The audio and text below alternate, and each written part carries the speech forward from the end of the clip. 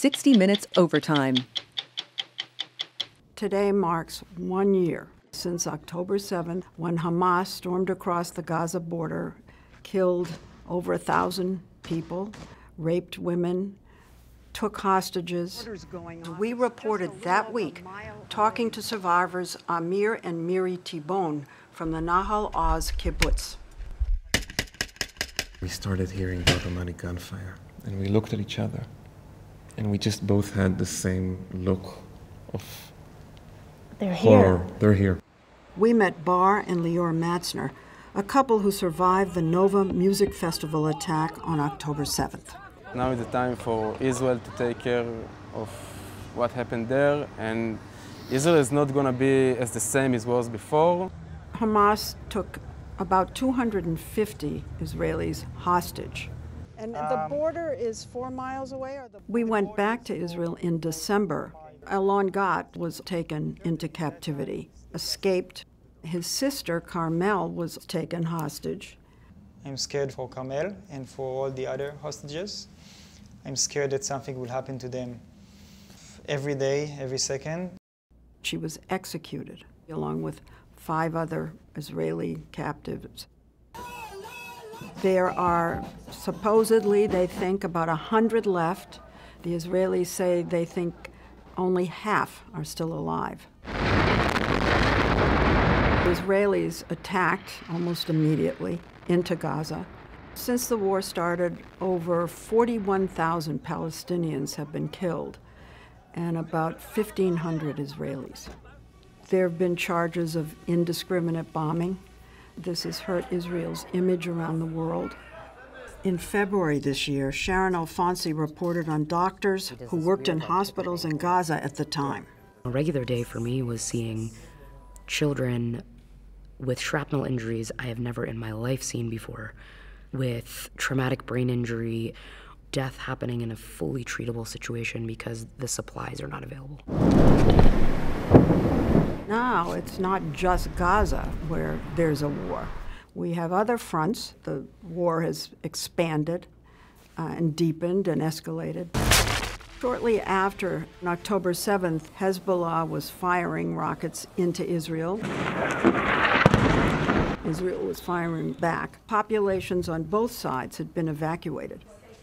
So we traveled up to the north to a small town called Metula and found a bunker where civilians were watching these missiles coming in from Hezbollah. How long does it take for a missile to come over here? 8 or 20 seconds. 8 to 20 seconds? Yes. Another drone coming in. Sorry. Quickly, please. There was a suicide drone that actually killed 2 Israeli soldiers while we were there. So it was a dangerous situation. Are we in the van? Now this war, since then, has heated up, it's escalated, it's intense. Hezbollah is on the run. Israel is going into Lebanon. Israel is conducting airstrikes as far as Beirut. Israel assassinated the head of Hezbollah, Nasrallah. They want to assassinate the whole leadership. The Lebanese government has said that over 1,000 civilians have been killed and 1 million people have been displaced in Lebanon. Civilians caught in the middle, as always, are the ones suffering the most. On April 13th, Iran sent a barrage of missiles, drones into Israel in an unprecedented attack, but it was repelled.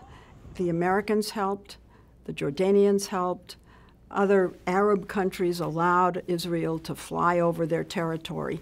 We interviewed Omar Tischler of the Israeli Air Force. Till that night, Iran attacks us by using its proxies from Yemen, from Iraq, from Syria, from Lebanon. But on that night, Iran attacked Israel directly.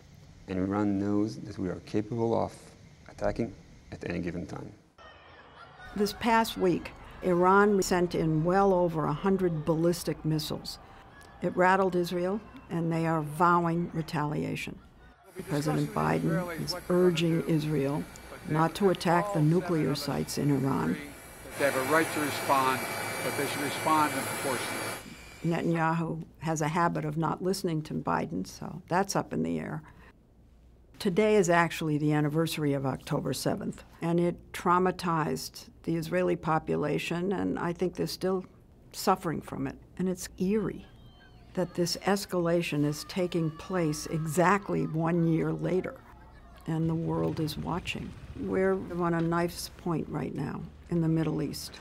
The West is working hard to try and cool things off, but it's awfully hard to convince Iran and Israel to step back. And at the same time, we're having our election here, and our presidents, certainly in my lifetime, have been a huge factor, a strong ally of Israel in that part of the world. It's not going to be easy for the new president, whoever it is, to manage this time.